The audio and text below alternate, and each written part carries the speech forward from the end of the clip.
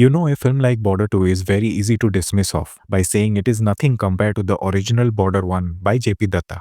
And it is absolutely true. But as every film has its own journey, let's find out what worked and didn't work for me. I mean, I thought it will be a cringe fest, but it was not that bad. And trust me, it is a compliment. Care. Moving on. We don't do that here.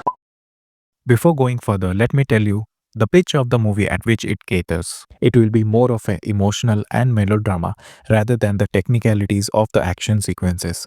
Exactly the opposite of 120 Bahadur. The suspension of disbelief will be there, the celebration of the bravado of our soldiers and their sacrifices, which is touched upon. So, overall, catering to all and palatable to all. But did they succeed is the question. So, let's hear my general opinion about Border 2. The film is tricky to dissect, so I will be speaking good and bad of the same category. Direction.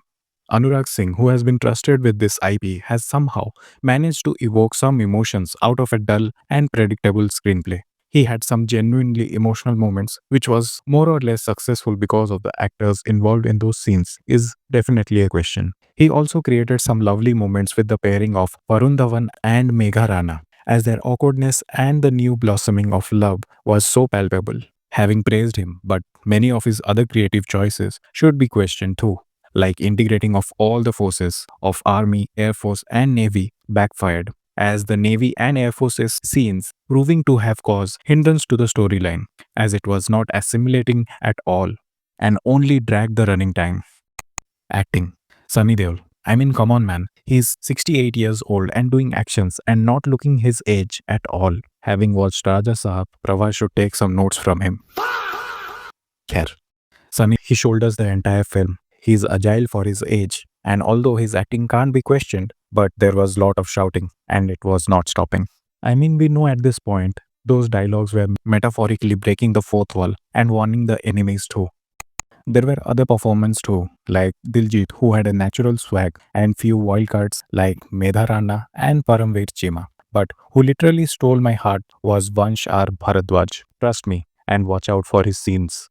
Although Varun being trolled, I thought he was okay. But that heavy accent didn't help him at all. But the question is, Ahan Shetty, on the other hand, looked so out of place and underprepared. Of all the leads, I can't tell you. He had the same expressions all the time. Especially, you can witness the difference in talents in a dance sequence, where all three were standing and giving different expressions for a photo, but all the expressions of Ahan looked the same. Again, in a powerful scene, his close up was cut to a side angle, giving us the hint. Even the makers were not happy with that scene, which was very important for the film.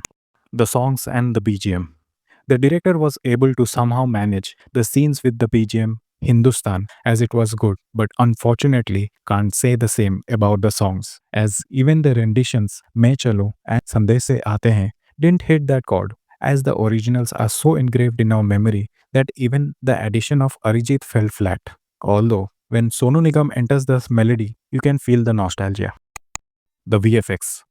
The criticism that was flung on them during the teaser and trailer was so evident of the jarring VFX, and all they could do at the last moment was dim down the lights, literally. It was such a dichotomy that you feel it is a night sequence, but you can clearly see the sun's reflection on the soldiers. Nothing needs to be said more. Action. It was kind of lackluster at best, and the action choreography felt very routine. Also, the handheld action sequences only felt like they were masking the deficiencies. Also, fun fact, the grenade of the film has a plot armor. In one scene, a single grenade is enough to take out a tank, but in another, when a soldier drops on the grenade and only he is hurt, the side soldier doesn't even move. Kind of felt like Lucas from Stranger Things when he casually kicked a Demogorgon. Also, did you find Varun's running unintentionally funny, or was it just me? Do comment and let me know. So, overall, it is a cash grab, nostalgia bit with fleeting moments of emotions of patriotism, which makes it a manageable watch.